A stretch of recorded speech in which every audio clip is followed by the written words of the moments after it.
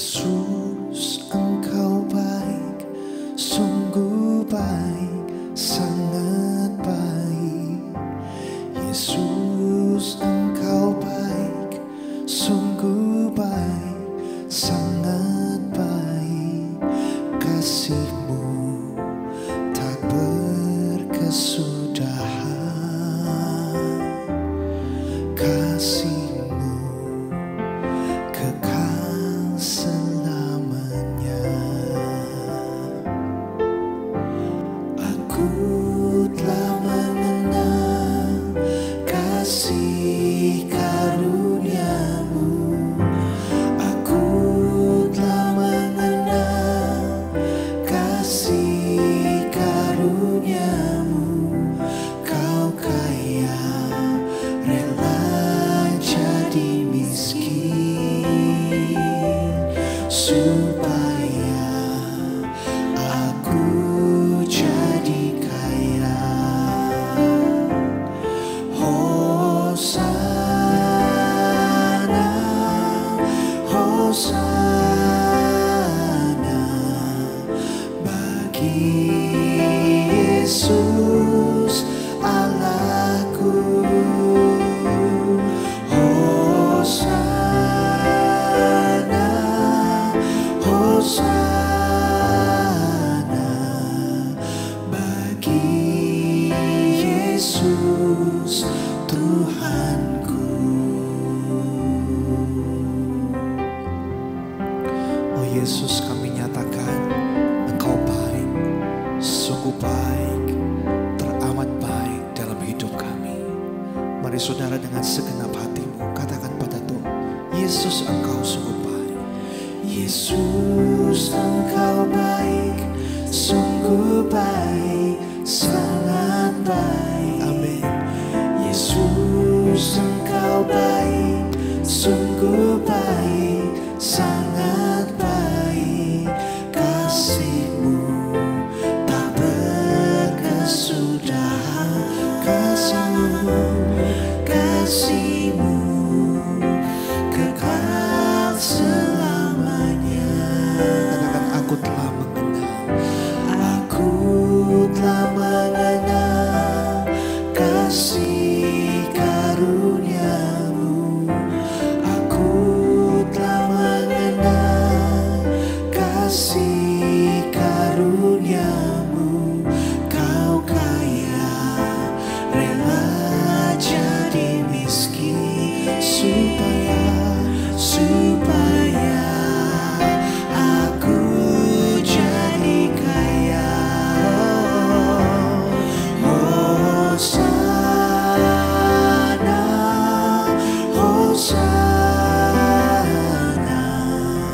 bagi Yesus Allahku. Hosana, Hosana bagi Yesus Tuhanku. Hosana, Hosana, Hosana bagi Yesus Allahku. Hosana,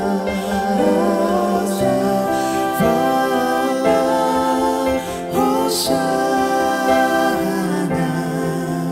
bagi Yesus Tuhanku. Hosana, Hosana, Hosana bagi Yesus Allahku. Hosana, Hosana bagi Yesus Tuhanku. Bagi Yesus Tuhanku. Oh bagi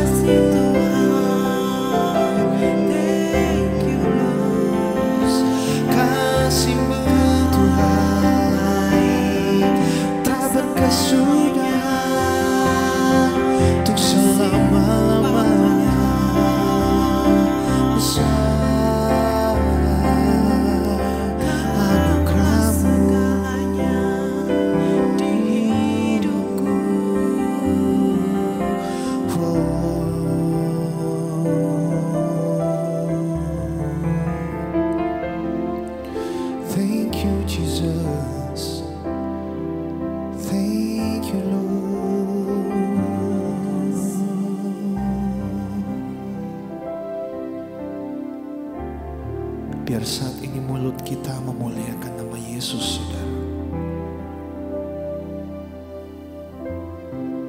Kita menyatakan bahwa hanya Engkau Yesus yang baik dalam hidup kami. Kau teramat baik bagi setiap kami. Kasih-Mu dan cinta-Mu nyata bagi hidup kami. Kami tak bisa hidup tanpa Engkau Yesus. Kami perlu Engkau Yesus untuk memimpin hidup kami, membersihkan kehidupan setiap kami. We need you, Lord. We need you, Lord.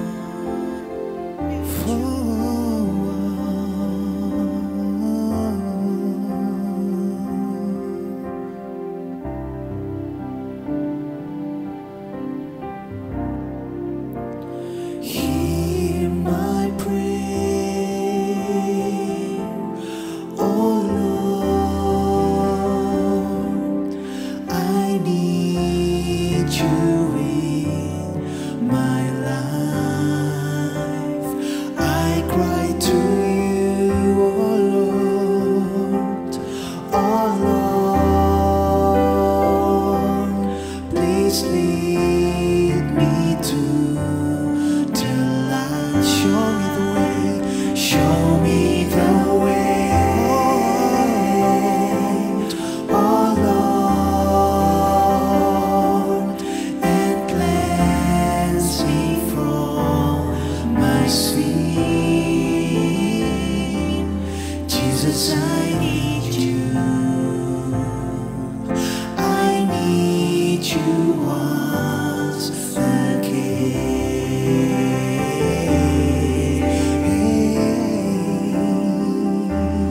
Jesus, I need you.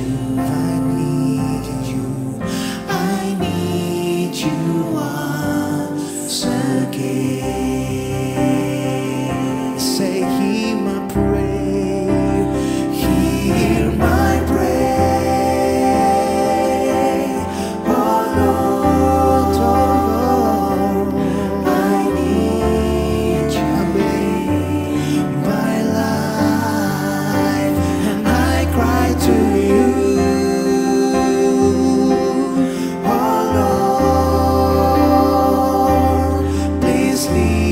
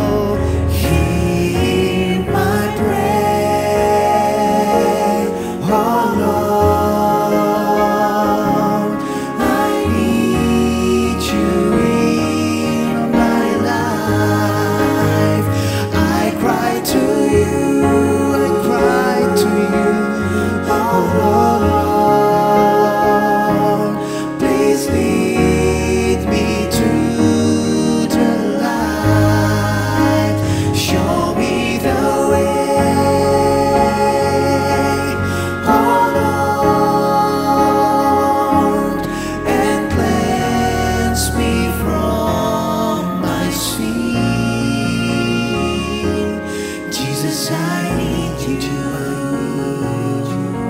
I need you once again. Jesus, how I need you. Jesus, I need you. I need you once again.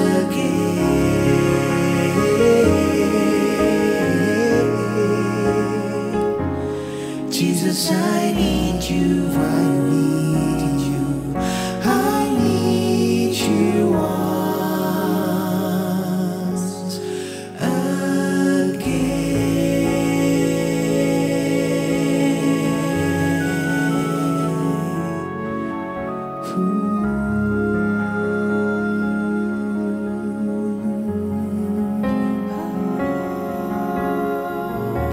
how I need you, Jesus. I need you. I need you. I need you. In my life, kami perlukan, kami butuhkan untuk membersihkan hidup kami, untuk menuntun hidup kami menuju kepada jalan-Mu, menuju kepada rencana-Mu, Tuhan.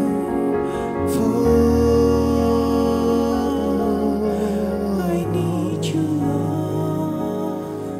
Thank you, Jesus. Thank you, Jesus. Thank you, Jesus. Thank you, Jesus. Ucap syukur buat kasih-Mu.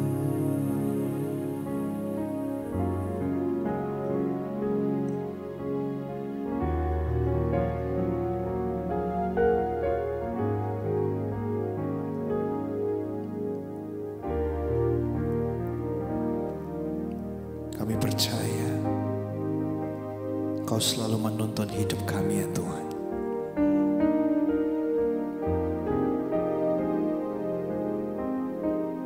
Sehingga kehidupan kami menjadi kehidupan yang menyenangkan hati-Mu, Bapa. Biar saat ini lewat firman-Mu, Engkau mengajar setiap kami, agar hidup kami dapat melakukan setiap kehendak rencana-Mu dan menyenangkan hati-Mu, Tuhan.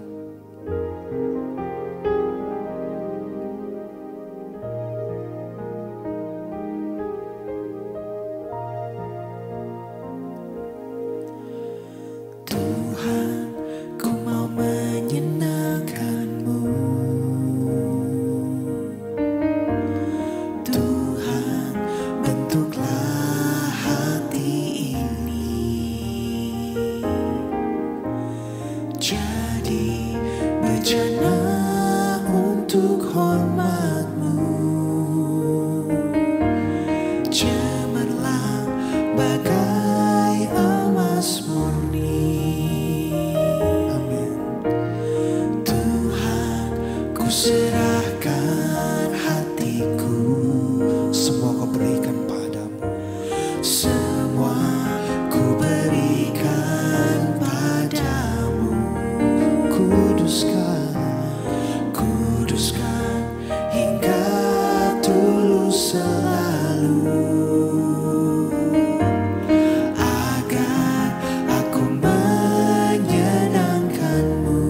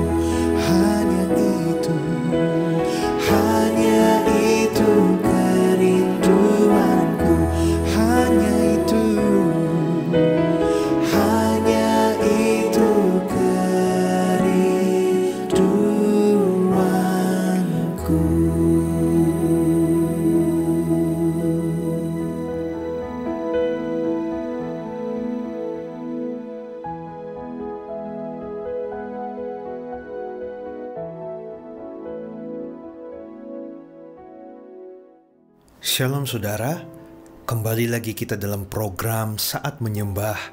Dan tak henti-hentinya kita harus ucapkan syukur kita pada Tuhan kalau hari ini kembali Tuhan berikan kesempatan bagi kita memuji, memuliakan nama Tuhan. Dan juga kita sama-sama mau belajar firman Tuhan yang sanggup mengubahkan kehidupan setiap kita. Tak terasa saudara, kalau minggu ini sudah masuk minggu yang terakhir di bulan Januari saudara. Kita telah belajar banyak hal selama 1 bulan ini. Mulai dari harapan yang baru, semangat yang baru, musim yang baru, pikiran yang baru. Dan saat ini saudara, kita akan belajar tentang karakter yang baru. Karakter yang baru maksudnya apa? Karakter yang dimiliki oleh Yesus, dan tentunya karakter ini harus juga dimiliki oleh setiap kita sebagai pengikut-pengikut Kristus yang kita percaya bahwa Dia adalah Tuhan kita. Karakter pertama saudara yang dimiliki oleh Yesus, bahwa Yesus adalah seseorang yang sangat penuh dengan belas kasihan. Yesus adalah seseorang yang penuh dengan perhatian. Kita akan baca di Matius 14 ayat 14. Dikatakan demikian, ketika Yesus mendarat, ia melihat orang banyak yang besar jumlahnya. Maka dikatakan tergeraklah hatinya oleh belas kasihan kepada mereka, dan ia menyembuhkan mereka yang sakit.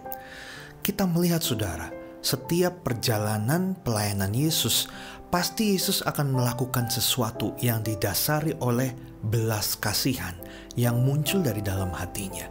Sehingga kita bisa melihat saudara, ada banyak orang yang sakit disembuhkan. Bahkan orang-orang yang berdosa pun yang hilang harapan menjadi memiliki harapan yang baru saudara. Karena kata-kata daripada Yesus, karena perhatian daripada Yesus. Bahkan pada waktu pengikut-pengikutnya itu mengikuti Dia dan mereka belum makan, Yesus pun memperhatikan mereka. Padahal kita tahu saudara, saat itu Dia dan murid-muridnya tidak memiliki uang yang cukup banyak. Bahkan makanan yang ada pun sangat sedikit. Tetapi dengan belas kasihannya, Dia mengucap syukur, maka mujizat terjadi.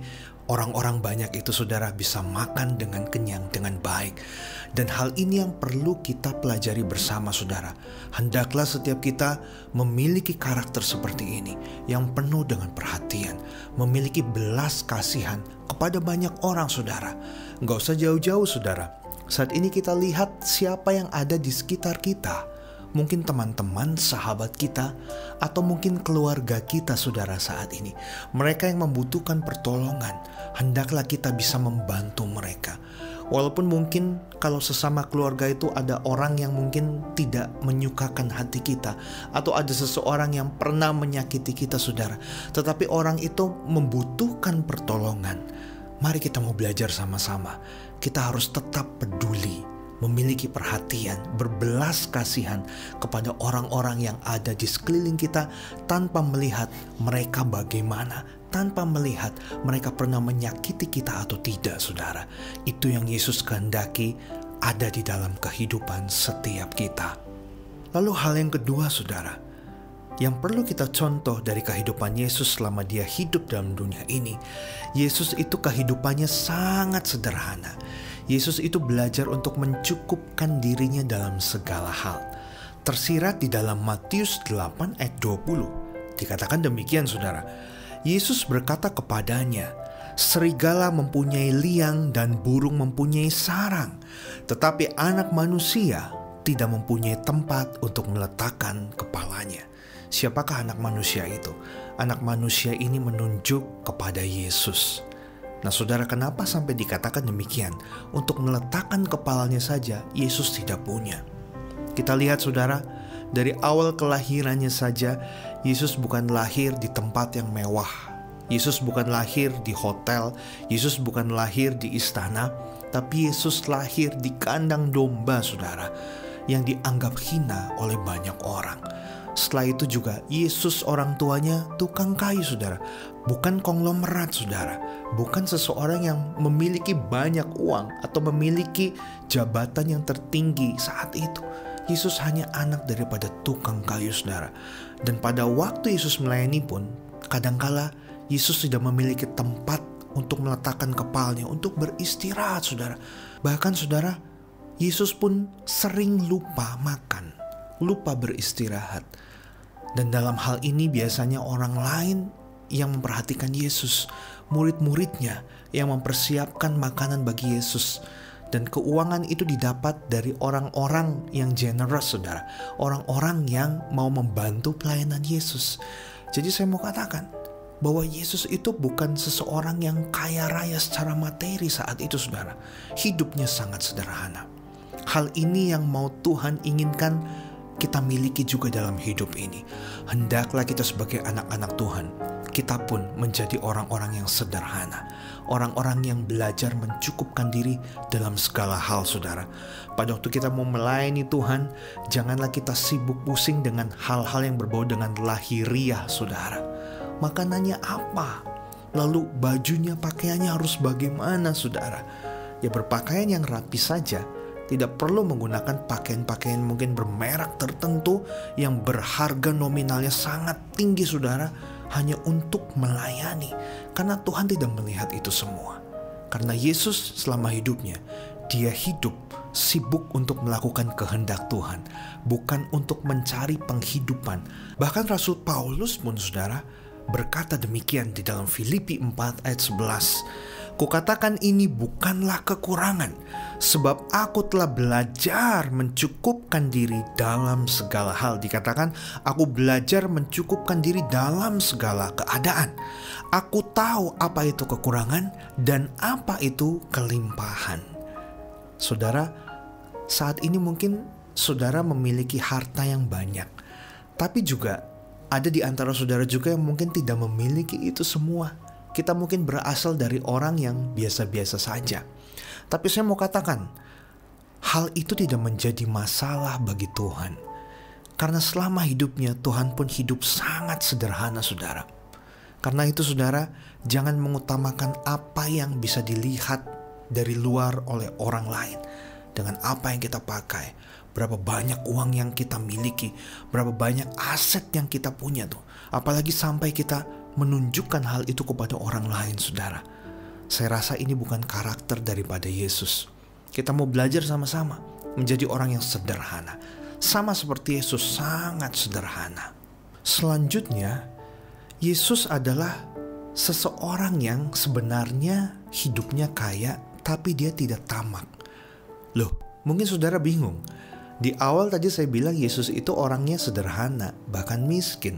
Tapi saat ini kenapa saya bilang Yesus itu sebenarnya seseorang yang kaya? Oh jelas saudara, kaya bukan secara materi maksud saya, tetapi dia kaya akan kuasa. Karena dia adalah Tuhan. Dia pemilik segalanya berarti saudara. Tetapi kita bisa lihat teladan hidupnya. Walaupun dia bisa menggunakan kekuasaannya untuk melakukan banyak hal, dia bisa memerintahkan malaikat-malaikatnya untuk bisa melakukan banyak hal, saudara. Tetapi dia tidak lakukan hal itu. Dia tidak menggunakan kekuasaannya. Dia tidak menyalahgunakan apa yang dia punya, power yang dia punya. Dan hal ini yang harus kita miliki. Seberapapun saudara sekalian hebat di mata dunia, seberapapun Anda saudara memiliki kekayaan yang sangat banyak, saya mau berkata saat ini, kita belajar sama seperti Yesus. Kita tidak mau menunjukkan hal itu di depan orang lain. Kita tidak mau menjadi orang yang tamak. Janganlah kita menjadi orang yang rakus. Janganlah kita menjadi orang yang tidak pernah puas dengan kehidupan ini. Jadilah orang yang selalu mencukupkan diri dalam berbagai hal, dan saudara, hidup sesuai dengan kehendak Tuhan, hidup sederhana. Dan karakter selanjutnya saudara, Yesus adalah seseorang yang sangat berani dan tegas. Tapi saudara, berani dan tegasnya ini hanya untuk kebenaran, dan tentunya dia adalah pribadi yang benar. Jangan terbalik saudara, jangan sampai kita tegas, kita berani melakukan hal yang salah. Itu keliru saudara. Apalagi kalau kita salah lalu kita marah-marah kepada orang lain tidak jelas saudara, itu namanya konyol. Tapi Yesus ini berani tegas karena dia pun benar. Dan dia juga berbicara, dia menyuarakan tentang kebenaran saudara. Kita baca di Matius 23 ayat 13. Yesus saat itu mengecam para ahli Taurat saudara, berkata demikian, Celakalah kamu, hai ahli-ahli Taurat dan orang-orang Farisi. Hai kamu orang-orang munafik, dikatakan, karena kamu menutup pintu-pintu kerajaan sorga di depan orang, sebab kamu sendiri tidak masuk dan kamu merintangi mereka yang berusaha untuk masuk. Saudara, ini adalah kata-kata yang diutarakan oleh seseorang yang sangat berani dan sangat tegas. Apalagi Yesus saat itu berbicara di depan ahli-ahli Taurat dan orang-orang Farisi, saudara. Wah, ini butuh keberanian yang sangat tinggi sekali untuk bisa mengatakan seperti ini. Celakalah. Waduh, saudara. Ini saya kagum sekali sama Yesus. Tetapi Yesus itu betul. Apa yang ia sampaikan itu benar. Berbicara tentang kebenaran, saudara. Bahkan Yesus pun tahu hati daripada ahli-ahli Taurat dan orang-orang Farisi ini. Karena itu dia berani menyinggung hal ini, saudara. Kalau saat ini saudara sedang berada di situasi ini, saudara sedang terjepit, saudara. Tetapi saya mau katakan, kalau saudara berada di pihak yang benar, saudara tidak perlu takut. Saudara harus berani, saudara harus tegas, tetapi bukan membela diri, saudara. Tetapi saudara harus belajar untuk rendah hati, karena saya percaya pembelaan itu datangnya dari Tuhan. Seperti dikatakan di dalam Yesaya 41 ayat 10 dikatakan, janganlah takut, sebab aku menyertai engkau, janganlah bimbang, sebab aku ini Allahmu. Aku akan meneguhkan, bahkan akan menolong engkau. Aku akan memegang engkau dengan tangan kananku yang membawa kemenangan. Mungkin saat ini bagi dunia, saudara dianggap kalah. Saudara dianggap tidak ada apa-apanya. Tetapi saudara, jangan membela diri. Saudara berdoa kepada Tuhan, minta kekuatan dari Tuhan, dan yakinlah Tuhan menjadi pembela bagi saudara. Dan satu saat nanti saudara akan mengalami yang namanya kemenangan. Bukan menurut dunia, tapi kemenangan yang kau alami adalah kemenangan yang datangnya dari Tuhan. Yang kelima, saudara, Tuhan Yesus ini memiliki karakter yang tahan akan godaan. Kita tahu semuanya ya saudara, bahwa Yesus pernah mengalami keadaan di mana dirinya dicobai di padang gurun setelah ia berpuasa selama 40 hari 40 malam. Kisah itu berada di Matius 4 ayat 1-11. Dikatakan di perikop itu diceritakan bahwa Tuhan Yesus itu dicobai oleh iblis dari segala aspek, saudara. Dari aspek jasmani, dia dicobai. Dari aspek jiwa, dia juga dicobai. Dan terakhir, Yesus dicobai dari segi aspek roh. Yang pertama, Yesus disuruh oleh iblis untuk mengubah batu menjadi roti. Saat itu keadaan Yesus memang sangat lapar. Jelas karena dia sedang berpuasa ya saudara. Tapi Yesus menolak dengan tegas. Yesus melawan perintah iblis itu dengan firman Tuhan bahwa manusia tidak hidup dari roti saja, tetapi dia hidup akan kebenaran firman Tuhan. Pencobaan yang kedua, Yesus digoda oleh iblis dengan cara menyuruh Yesus untuk menjatuhkan dirinya dari bubungan bait Allah terjun ke bawah. Dan iblis bilang, kalau engkau anak Allah, pastilah engkau memiliki kuasa sehingga tidak mungkin kakimu itu akan terantuk kepada batu. Tapi lagi-lagi Yesus ini menolak godaan iblis ini dengan perkataan firman Tuhan, saudara. Dan pencobaan yang ketiga, iblis memperlihatkan seluruh kemegahan dunia dan kekayaannya. Secara manusia, ketika kita diperlihatkan kekayaan, pasti mata kita akan berbinar. Dan kalau iman kita tidak kuat, pasti kita akan terseret. Dan iblis menyuruh untuk menyembah dia. Tetapi Yesus tidak mau. Yesus lebih memilih untuk taat kepada Bapa. Yesus memilih untuk terus taat melakukan kehendak Bapa di dalam kehidupannya. Dia tidak mau sekali-sekali menyembah iblis, menuruti perkataan iblis. Yesus tahu bahwa semua yang iblis tawarkan sifatnya hanya sementara. Keindahan, kemegahan, makanan, jabatan, kekuasaan, semuanya yang ditawarkan iblis sifatnya sementara. Tapi Yesus tahu bahwa melakukan kehendak Bapanya adalah sesuatu yang kekal. Penyembahan kepada Bapa adalah sesuatu yang kekal. Yesus tahu akan hal itu. Oleh sebab itu, Yesus tidak tergoda oleh bujukan iblis. Hari-hari ini, saudara, banyak sekali godaan yang ditawarkan oleh dunia. Lewat makanan, lewat kekuasaan, jabatan, lewat uang. Banyak sekali godaan yang membuat kita tertarik terhadap kenyamanan dunia. Tetapi saudara, kita belajar dari keteladanan Yesus ketika dia dicobai di padang gurun. Jangan sekali-sekali kita menukar keselamatan kita dengan kenyamanan dunia. Tetapi kita harus menyembah Tuhan, mentaati segala perintah Tuhan dengan segenap tubuh kita, segenap jiwa kita, segenap roh kita. Semua aspek dari kehidupan kita merupakan penyembahan yang sejati kepada Tuhan. Karakter selanjutnya Yesus miliki, Yesus ini hatinya penuh dengan rasa ucapan syukur. Mari kita baca di Yohanes 6 ayat yang ke-11. Lalu Yesus mengambil roti itu, mengucap syukur dan membagi-bagikannya kepada mereka yang duduk di situ.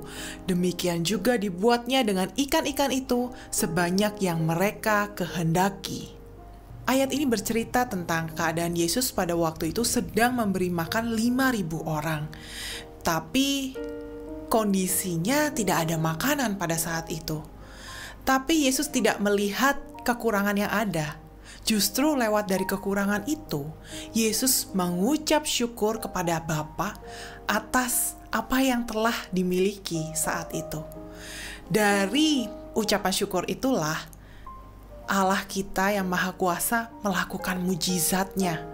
Yesus melakukan mujizat dan banyak orang yang terpukau akan mujizat yang dilakukan oleh Yesus itu. Dari kisah ini saudara, kita belajar sama-sama. Kita tidak boleh fokus kepada apa yang orang lain miliki dan kita tidak miliki. Kita seharusnya bersyukur dengan apa yang kita telah miliki sekarang ini. Semua yang Tuhan izinkan kita miliki saat ini adalah kehendak dari Tuhan. Ketika kita mengucap syukur atas apa yang kita punya, talenta kita, keuangan kita, keluarga kita, tempat tinggal kita, semuanya itu atas izin Tuhan. Bahkan nafas yang kita miliki saat ini, kesehatan yang kita miliki adalah karunia dari Tuhan, berkat dari Tuhan. Oleh sebab itu, kita patut bersyukur setiap saat, setiap waktu kepada Tuhan. Mengucap syukur itu artinya kita menyerahkan segala kekuatan kita kepada Tuhan. Biarlah Tuhan yang bekerja atas kehidupan kita. Karena kita sadar betul ketika kita mengucap syukur bahwa segala sesuatu yang Tuhan berikan saat ini adalah yang terbaik bagi kita. Karakter selanjutnya, Yesus ini dengan jelas berkata di dalam Matius 11 ayat 29, "Pikulah kuk yang kupasang dan belajarlah padaku, karena aku lemah lembut dan rendah hati, dan jiwamu akan mendapat ketenangan." Secara jelas, Yesus berkata bahwa dirinya itu lemah lembut dan rendah hati, saudara. Lemah lembut ini bukan lemah gemulai ya, saudara ya. Tetapi lemah lembut ini lebih kepada kesabaran hati yang kita punya. Konteksnya di ayat ini ketika kita memiliki kewajiban untuk mengajar seseorang akan kebenaran firman Tuhan, mengerjakan amanat agung yang Yesus berikan, tentunya kita harus memiliki kelemah lembutan dalam pengajaran tersebut. Tidak semua orang memiliki kapasitas yang sama, saudara. Ada yang backgroundnya dari nelayan, ada yang backgroundnya dari petani pada saat itu. Berbagai macam latar belakang manusia. Oleh sebab itu kita perlu kesabaran dalam mengajarkan kebenaran kepada seluruh jiwa-jiwa ini, saudara. Seperti Yesus yang begitu sabar menunggu kita, sabar mengajar kita, sampai kita mengerti betul apa itu kebenaran, apa itu firman Tuhan. Berbicara tentang kerendahan hati, Yesus ini mau untuk mengajar kita dengan penuh kerendahan hati. Dia tidak memandang jabatan, dia tidak memandang latar belakang kita. Siapa saja manusia boleh datang kepada dia, belajar kepada dia. Dia tidak memandang latar belakang kita, saudara. Padahal Yesus ini memiliki pengetahuan yang begitu luar biasa, begitu sempurna, begitu komplit. Tetapi dia mau mengajar kita, memberikan kita teladan untuk semua manusia, agar manusia ini bisa dikembalikan segambar dan serupa dengan Allah. Karakter Yesus yang selanjutnya, saudara, Yesus ini tentunya dia adalah seorang yang pemaaf dan rela berkorban. Mari kita baca di Yohanes 15 ayat ke-13. Tidak ada kasih yang lebih besar daripada kasih seorang yang memberikan nyawanya untuk sahabat-sahabatnya. Yesus ini memiliki kasih yang begitu besar kepada kita, saudara. Bayangkan, dia rela untuk memberikan nyawanya menggantikan kita, saudara. Seharusnya kita yang mati. Seharusnya kita yang dihukum. Tetapi Yesus melakukan itu semua untuk kita. Dan barang siapa yang mau taat kepada perintah Yesus meneladani karakternya, disebut murid-muridnya. Dan murid-muridnya itu disebut juga sebagai sahabat-sahabatnya. Bayangkan, saudara, Yesus ini rela mati, berkorban untuk kita, disalibkan. Sadar nggak, saudara, bahwa kita yang seharusnya itu disalibkan, kita yang seharusnya menerima hukuman itu. Tetapi karena Yesus memiliki kasih yang begitu besar, maka dia pun rela memberikan nyawanya. Oleh sebab itu, saudara, maukah kita mencontoh karakter Yesus ini, memiliki kasih yang sama seperti dia, rela berkorban untuk sesama kita, saudara kita, adik-adik kita, orang tua kita, pasangan kita, teman-teman kita, semua orang. Kita harus saling mengasihi. Itu adalah perintah yang Yesus katakan kepada kita, umat manusia. Jadi, saudara, kita harus memiliki karakter yang baru seperti karakter Kristus. Yang pertama karakternya ialah penuh perhatian dan belas kasihan. Yang kedua, hidup sederhana dan merasa cukup. Yang ketiga, hidup tanpa ketamakan. Yang keempat, berani dan tegas. Selanjutnya, yang kelima, tahan godaan. Yang keenam, penuh ucapan syukur. Yang ketujuh, lemah lembut dan rendah hati. Yang terakhir, saudara, pemaaf dan rela berkorban. Mari kita sama-sama memiliki karakter ini, saudara. Karena Yesus telah memberikan teladan yang begitu sempurna agar mengembalikan karakter manusia seperti semula, segambar dan serupa dengan Allah.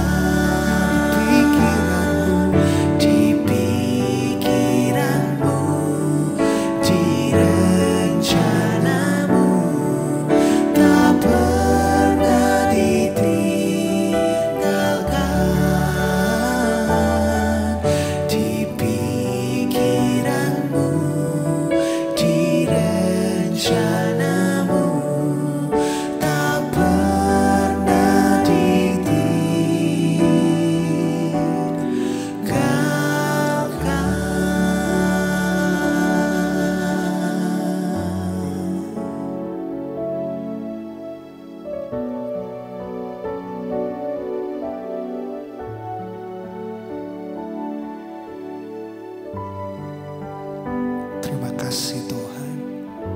Kami tahu Engkau tak pernah meninggalkan kami. Karena setiap kami selalu ada di pikiran, di rencanamu, di hatimu Tuhan. Bawa setiap kami masuk dalam rancanganmu yang indah, untuk menyenangkan hatimu Tuhan, dan bagi kemuliaan-Mu Tuhan. Terima kasih Bapa buat hari ini. Segala hormat kemuliaan kami berikan seutuhnya hanya bagi Engkau Yesus Kristus Tuhan